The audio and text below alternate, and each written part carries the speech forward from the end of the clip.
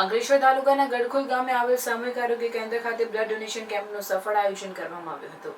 આ કેમ્પ આરોગ્ય શાખા, જિલ્લા પંચાયત ભરૂચ અને આયુષ બ્લડ બેંકના સહયોગથી આયોજિત કરાયો હતો।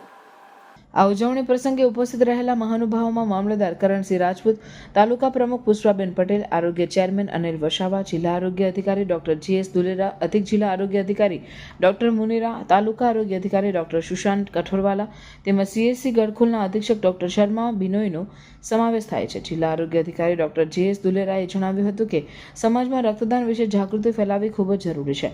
આવા કેમ્પો દ્વારા નાગરિકોમાં જાગૃતિ આવે છે અને જરૂરિયાતમંદ દર્દીઓને સમયસર રક્ત મળી શકે છે, જે ઘણા જીવન બચાવી શકે છે। કેમ્પમાં સ્થાનિક નાગરિકોનો ઉત્સાહપૂર્વક સહયોગ જોવા મળ્યો હતો અને મોટી સંખ્યામાં લોકોએ રક્તદાન કર્યું હતું। આજ રોજ અમોએ સામૂહિક આરોગ્ય કેન્દ્ર ગડખોલ ખાતે રક્તદાન કેમ્પનું આયોજન કરેલું છે। તાજેતરની પરિસ્થિતિ જોતા આપણને રક્તની વધારે જરૂર પડી શકે એમ છે।